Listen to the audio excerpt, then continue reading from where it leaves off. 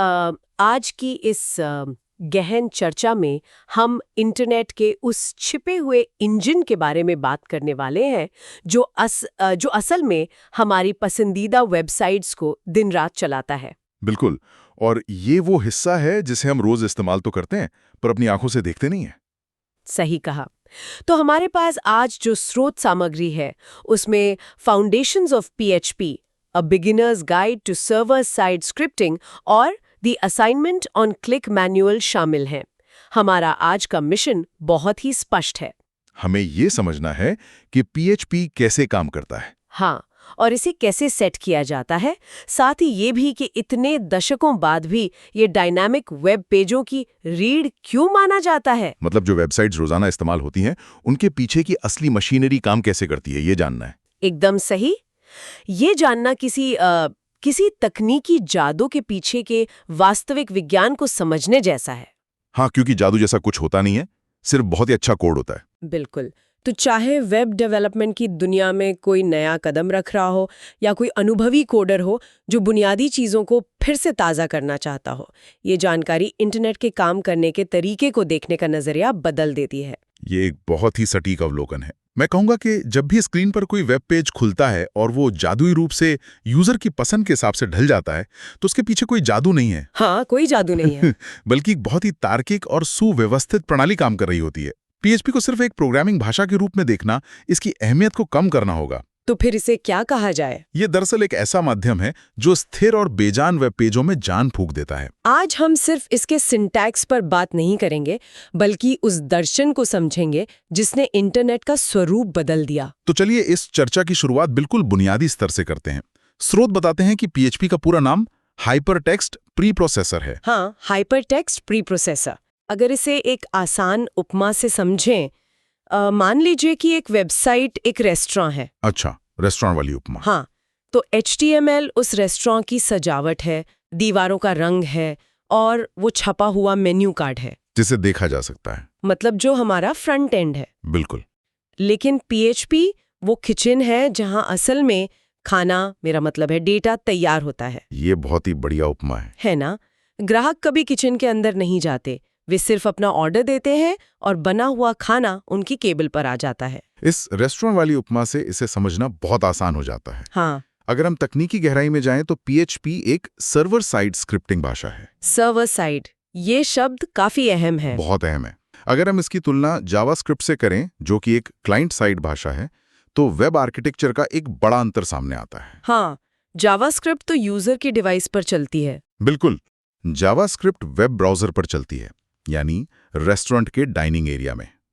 अगर डिवाइस धीमा है तो जावास्क्रिप्ट भी धीमी चलेगी। लेकिन PHP के साथ ऐसा नहीं है। नहीं, क्योंकि PHP पूरी तरह से सर्वर पे काम करता है। मतलब किचन में? हाँ, जब ब्राउजर किसी पेज के लिए अनुरोध भेजता है तो PHP सर्वर के अंदर ही सारी भारी प्रोसेसिंग करता है।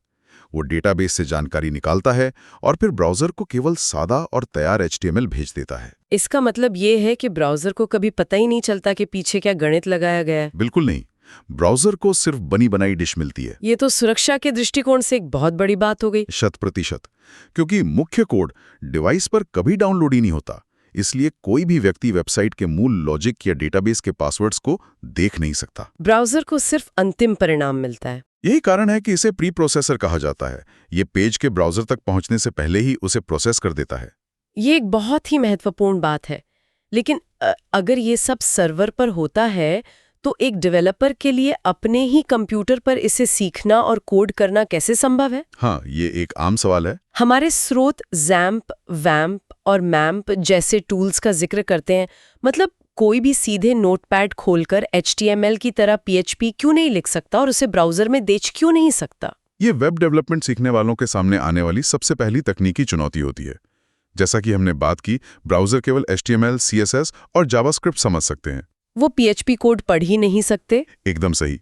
इसलिए अगर कोई सिर्फ एक फाइल में PHP लिखकर उसे ब्राउजर में खोलता है तो उसे सिर्फ कच्चा कोड दिखाई देगा, कोई वेब पेज नहीं। तो उसे ट्रांसलेट करने की जरूरत होती है। हाँ, इसे काम करने के लिए एक अनुवादक की जरूरत होती है और वो अनुवादक होता है एक वेब सर्वर। और यहीं पे XAMPP जैसे सॉफ्टवेयर काम आते हैं ना? जी हाँ, पुराने समय में डेवलपर्स को अपाची सर्वर, MySQL डेटाबेस और PHP को अलग-अलग इंस्टॉल करना पड़ता था। जो कि काफी सिरदर्द वाला काम रहा होगा। बहुत ज्यादा। XAMPP या मैप जैसे टूल्स इन सभी को एक ही पैकेज में बांध देते हैं। तो ये टूल्स एक साधारण कंप्यूटर को एक लोकल सर्वर में बदल देते हैं। बिल्कुल।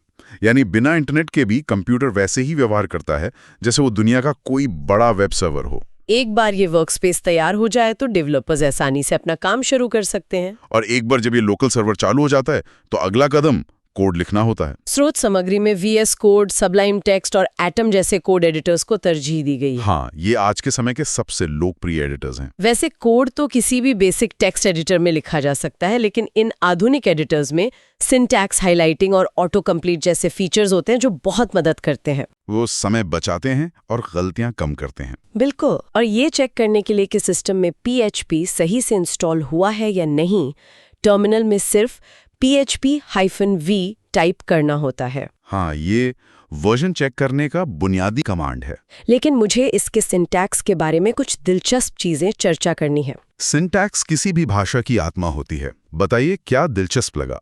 PHP में हर चीज एक खास टैग से शुरू होती है ना? हाँ, लेस देन का निशान पर क्वेश्चन मार्क और PHP, ये टैग सर्वर के लिए एक झंडे की तरह है। एक झंडे की तरह? मतलब ये सर्वर को बताता है कि यहाँ से जो शुरू हो रहा है उसे प्रोसेस करना है, इसे सीधे ब्राउजर को मत भेजना। मैं समझ गई। स्ट्रोटो में ये भी बताया गया है कि PHP में वेरिएबल्स हमेशा $साइन से शुरू होते हैं, जैसे $name = John। हाँ, $साइन। लेकिन क्या ये थोड़ा अजीब नहीं है? मेरा मतलब है आधुनिक भाषाओं में ये $साइन का चलन काफी कम हो गया है। ये एक बहुत ही वाजिब सवाल है। $साइन का इस्तेमाल दरअसल C और पर्ल जैसी पुरानी भाषाओं से प्रेरित है, जिनसे PHP का जन्म हुआ था। बिल्कुल।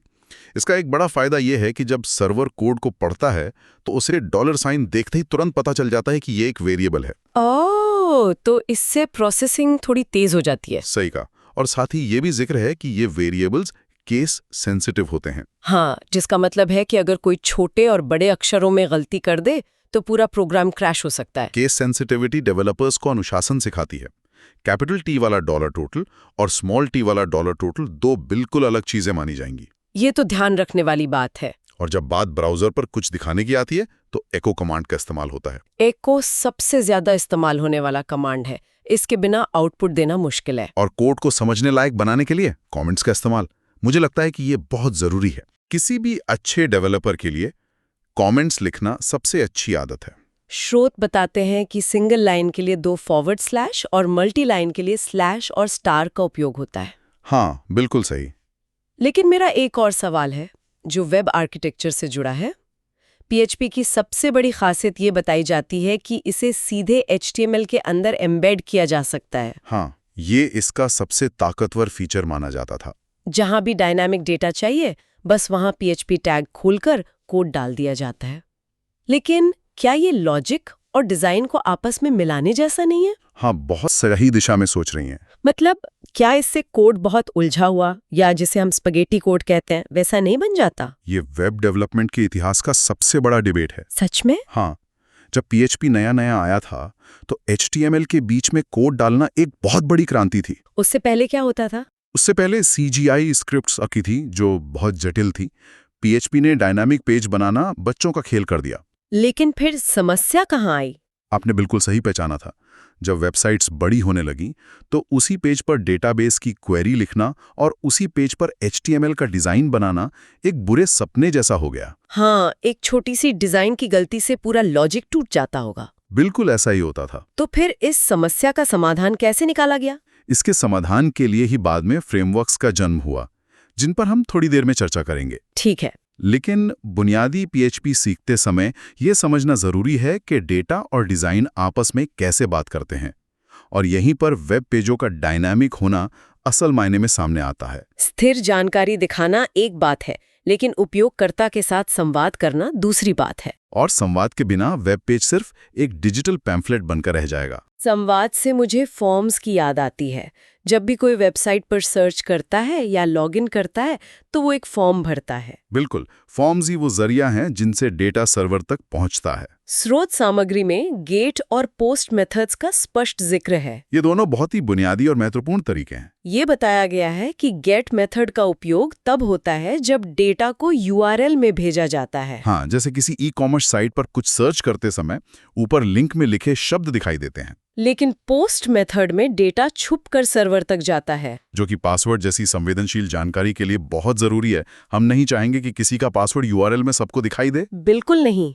तो फॉर्म्स वेब की रीढ़ है तो सही, लेकिन यहाँ एक बहुत बड़ी ढांचागत चुनौती आती है जिसे स्टेटलेसनेस कहा जाता है। स्टेटलेसनेस ये क्या होता है? इंटरनेट का जो बुनियादी प्रोटोकॉल है HTTP, हाँ, वो असल में गजनी की तरह है। गजनी की तरह मतलब उसे कुछ याद नहीं रहता। एकदम सही, उसे कुछ याद नहीं रहता। हर बार जब कोई नया पेज खोला जाता है तो सर्वर यही सोचता है कि ये कोई बिल्कुल नया व्यक्ति है। तो अगर इंटरनेट को कुछ याद नहीं रहता तो वेबसाइट्स ये कैसे याद रखती हैं कि किसी ने अभी-अभी लॉगिन किया है या किसी के शॉपिंग कार्ट में कौन सा सामान रखा है? इस भूलने की बीमारी का इलाज सेशंस और कुकीज के जरिए किया जाता है। कुकीज तो बहुत सुना है। कुकीज जानकारी के बहुत छोटे टुकड़े होते हैं जो यूजर के अपने ब्राउजर में सेव कर दिए जाते हैं। जैसे कि वेबसाइट की थीम डार्क है या लाइट। हाँ बिल्कुल, लेकिन संवेदनशील जानकारी जैसे लॉगिन स्टेट्स ब्राउजर में रखना सुरक्षित नहीं है, क्योंकि कोई भी उसे एक्सेस कर सकता है। सही, इसलिए सेशंस का इस्तेमाल होता है। सेशंस कैसे काम करते हैं? जब कोई लॉगिन करता है तो PHP सर्वर पर एक सुरक्षित कमरा बनाता है और उसमें उस यूजर का डेटा रख देता है। अच्छा, फिर वो ब्राउजर को एक छोटी सी चाबी दे देता है जिसे सेशन आईडी कहते हैं। तो जब भी कोई नए पेज पर जाता है वो बस वो चाबी दिखाता है और सर्वर उसे तुरंत पहचान लेता है कि हाँ, ये वही व्यक्ति है जो अभी लॉगिन करके आया है। ये तो बहुत ही शानदार व्यवस्था है। लेकिन ये सारा डेटा, चाहे वो प्रोफाइल हो या ई-कॉमर्स साइट के उत्पाद हो, कहीं ना कहीं तो हमेशा के लिए सुरक्षित रखना पड़ता होगा। और यहीं पर MySQL जैसे डेटाबेस की एंट्री होती है। डेटाबेस के बिना तो कोई भी डायनामिक वेबसाइट सिर्फ एक खाली डिब्बे जैसी है। PHP और MySQL का साथ वेब डेवलपमेंट की दुनिया में बहुत पुराना और मशहूर है। दोनों एक दूसरे के लिए ही बने लगते हैं। डेटाबेस से जुड़ने की प्रक्रिया काफी तार्किक बताई गई है। स्रोत में जो उदाहरण है उसके अनुसार हमें मुख्य रूप से 4 चीजों की जरूरत होती है। हाँ, 4 बुनियादी चीजें। पहला, सर्वर का नाम जैसे कि लोकल होस्ट। दूसरा, डेटाबेस का यूजर नेम। तीसरा, उसका पासवर्ड। और चौथा, उस विशिष्ट डेटाबेस का नाम जिससे हमें जुड़ना है। बिल्कुल, इन चारों को वेरिएबल्स में रखकर न्यू MySQLi फंक्शन का उपयोग किया जाता है, जो सर्वर और डेटाबेस के बीच एक पुल बना देता है। हाँ, एक सुरक्षित पुल। लेकिन तकनीकी दुनिया में चीजें हमेशा योजना के अनुसार काम तो नहीं करती। अगर डेटाबेस क्रैश हो जाए या पासवर्ड बदल दिया गया हो तो क्या पूरी वेबसाइट बंद हो जाएगी? ये एक बहुत बड़ा रिस्क होता है। स्रोत में connect_error प्रॉपर्टी का जिक्र है जो शायद इसी काम आती है। कोई भी जिम्मेदार डेवलपर कभी ये मानकर नहीं चलता कि कनेक्शन हमेशा सफल होगा। इसीलिए कनेक्शन बनाते ही सबसे पहले ये चेक किया जाता है कि कहीं कोई एरर तो नहीं है। और अगर एरर होता है तो कोड को वहीं सुरक्षित तरीके से रोक दिया जाता है। इसे ग्रेसफुल डिग्रेडेशन कहते हैं। ग्रेसफुल डिग्रेडेशन मतलब बुरी तरह क्रैश होने के बजाय शांति से बंद होना। सही कहा। अगर डेटाबेस नहीं चल रहा है तो स्क्रीन पर अजीबोगरीब कोड दिखने के बजाय एक साफ संदेश दिखना चाहिए कि साइट मेंटेनेंस पर है। उसके लिए क्वेरी लिखनी पड़ती है। हाँ, स्रोत में select ID first name last name from my table जैसी SQL क्वेरी का जिक्र है। ये डेटाबेस से जानकारी मांगती है। लेकिन वो जानकारी वेबसाइट के HTML में कैसे तब्दील होती है? जब क्वेरी डेटाबेस से टकराती है तो वो एक साथ सारा कच्चा डेटा लेकर आती है जिसे सीधे समझना मुश्किल होता है। तो उसे कैसे सुलझाया जाता है? इसे सुलझाने के लिए PHP व्हाइल लूप का इस्तेमाल करता है। While loop? हाँ, ये लूप डेटाबेस की हर एक पंक्ति पर बारी बारी से जाता है और इस लूप के अंदर एक बहुत ही शक्तिशाली फंक्शन काम करता है, फेच एसोसिएटिव।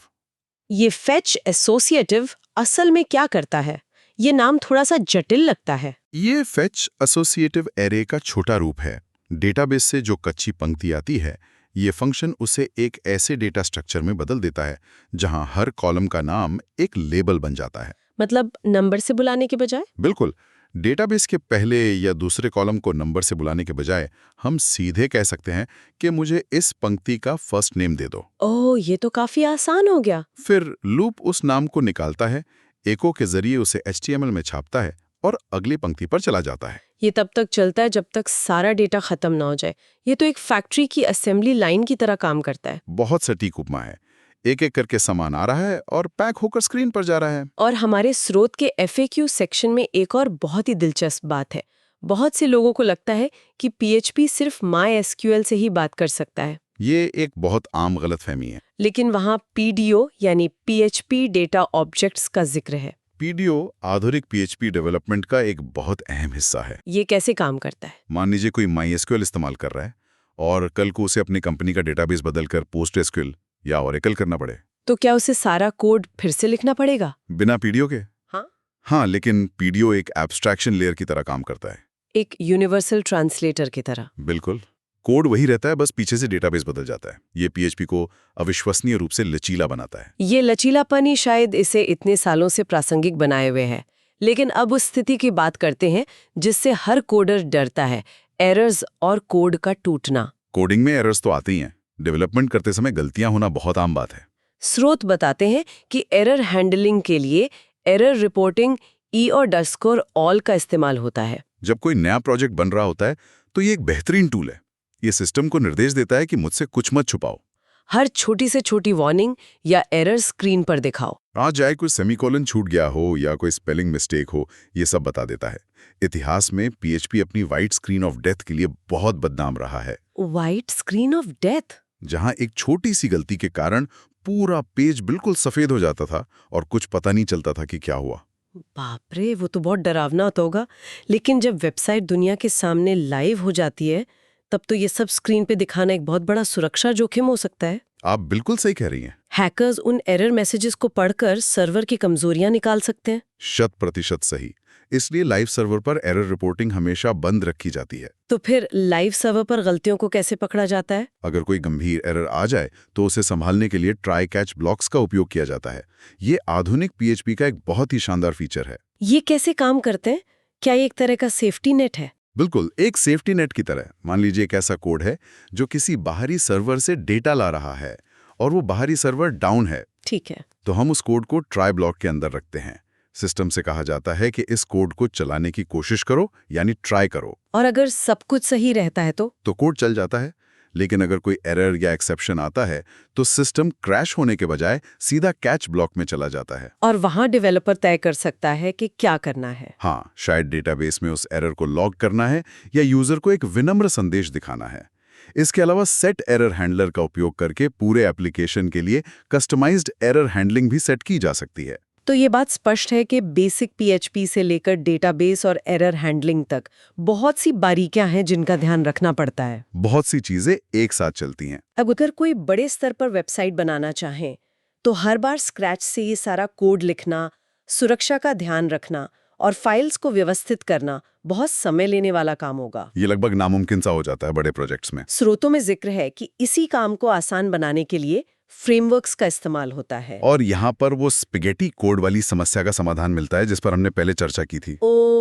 जहाँ लॉजिक और डिजाइन आपस में उलझ गए थे। बिल्कुल, फ्रेमवर्क्स असल में पहले से लिखे गए कोड का एक बहुत ही मजबूत और सुरक्षित ढांचा होते हैं। वे MVC यानी मॉडल व्यू कंट्रोलर आर्किटेक्चर का पालन करते हैं। MVC आर्किटेक्चर, ये कैसे चीजों को अलग करता है? इसका मतलब है कि डेटाबेस का कोड मॉडल में रहता है, डिजाइन का कोड व्यू में और जो लॉजिक है वो कंट्रोलर में रहता है। तीनों को सख्ती से अलग अलग रखा जाता है। इससे कोड साफ सुथरा और मैनेज करने में आसान रहता होगा। बहुत आसान। स्रोतों में 3 प्रमुख फ्रेमवर्क्स का जिक्र है, लारावेल, सिम्फनी और कोडिंगनाइटर। डेवलपर्स को कैसे पता चलता है कि कौन सा फ्रेमवर्क उनके लिए सही है? ये पूरी तरह से प्रोजेक्ट की जरूरत पर निर्भर करता है। लारावेल आज के समय में सबसे ज्यादा लोकप्रिय है। इसकी क्या खूबी है? इसका सिंटैक्स बहुत ही सुंदर और पढ़ने में आसान है। किसी भी वेबसाइट में ऑथेंटिकेशन यानी लॉगिन या रजिस्टर प्रणाली बनाना बहुत मुश्किल होता है, लेकिन लारावेल में ये काम कुछ ही कमांड से हो जाता है। और सिम्फनी? दूसरी तरफ सिम्फनी बहुत ही पावरफुल है। ये एंटरप्राइज लेवल के बड़े एप्लीकेशंस के लिए बना है। इसकी खासियत इसके दोबारा इस्तेमाल होने वाले कंपोनेंट्स हैं। मतलब एक बार कोड लिखो और बार बार इस्तेमाल करो। हाँ, दिलचस्प बात यह है कि लारावेल खुद भी अंदर से सिम्फनी के कई हिस्सों का इस्तेमाल करता है। अरे वाह, ये तो बहुत बढ़िया बात है। और तीसरा है कोडिग्नाइटर, इसके बारे में क्या खास है? कोडिग्नाइटर अपने नाम की तरह ही बहुत तेज है। ये बहुत ही हल्का फ्रेमवर्क है। सर्वर पर कम जगह लेता होगा। हाँ, और इसकी परफॉर्मेंस बेहतरीन है। जो लोग फ्रेमवर्क्स की दुनिया में पहला कदम रख रहे होते हैं, उनके लिए कोडिग्नाइटर सीखना सबसे आसान माना जाता है, क्योंकि इसके नियम बहुत ज़्यादा सख्त नहीं होते। फ्रेमवर्क्स ने निश्चित रूप से इस तकनीक को आधुनिक बनाए रखा है, लेकिन हर तकनीक की अपनी सीमाएं होती हैं। ये एक बहुत ज़रूरी पहलू है जिस पर बात होनी चाहिए। इंटरनेट पर अक्सर इस बात को लेकर बहस होती रहती है कि पीएचपी पुरानी हो चुकी है या इसके विकल्प आ गए हैं। इस बारे में स्रोतों का नजरिया क्या है? एक निष्पक्ष नजरिया रखना तकनीकी दुनिया में बहुत जरूरी है। ये सच है कि पीएचपी हर मर्ज की दवा नहीं है। इसकी सबसे बड़ी सीमा क्या है? इसकी सबसे बड़ी सीमा इसके काम करने के तरीके में है। ये सिंक्रोनस तरीके से काम करता है। सिंक्रोनस? जी। इसका मतलब क्या हुआ? मतलब जब तक एक काम पूरा नहीं होता, ये दूसरा काम शुरू नहीं कर सकता। ये लाइन में लगकर काम करने जैसा है। तो ये कहाँ फेल हो जाता है? अगर कोई ऐसा एप्लीकेशन बनाना है जिसमें बहुत अधिक कंकरेंसी हो, जैसे कि एक रियल टाइम मल्टीप्लेयर गेम या कोई स्टॉक मार्केट की ट्रेडिंग ऐप, जहां हर मिलीसेकंड में लाखों यूजर्स को एक साथ डेटा भेजना हो, वहाँ ये धीमा पड़ जाएगा। हाँ, वहां ये सबसे अच्छा विकल्प नहीं है। वहां वेब सॉकेट्स और लगातार खुले रहने वाले कनेक्शन की जरूरत होती है। साथ ही ये डेस्कटॉप एप्लीकेशंस या मशीन लर्निंग के लिए भी नहीं बना है। लेकिन फिर भी आंकड़े बताते हैं कि इंटरनेट की बहुत बड़ी आबादी, जिसमें वर्डप्रेस और विकिपीडिया जैसे दिग्गज शामिल हैं, आज भी इसी तकनीक पर चल रहे हैं। बिल्कुल। इसकी सादगी, हर सर्वर पर आसानी से चल जाने की क्षमता और इसकी विशाल कम्युनिटी इसे आज भी एक ताकतवर टूल बनाती है। तो हम कह सकते हैं कि सही काम के लिए सही टूल का चुनाव ही एक अच्छी डेवलपर की पहचान होती है। 100% की बात। Content management system, e-commerce sites और सामान्य वेब एप्लीकेशंस के लिए ये आज भी सबसे तेज और किफायती विकल्पों में से एक है। तो अगर हम आज की इस पूरी चर्चा के सफर को देखें, तो हमने समझा कि कैसे लोकल सर्वर के सेटअप के जरिए एक डेवलपमेंट वर्कस्पेस तैयार किया जाता है। हमने उसके सिंटैक्स के पीछे के तर्क को भी समझा और ये देखा कि सेशंस और फॉर्म्स के जरिए डायनामिक कंटेंट कैसे काम करता है।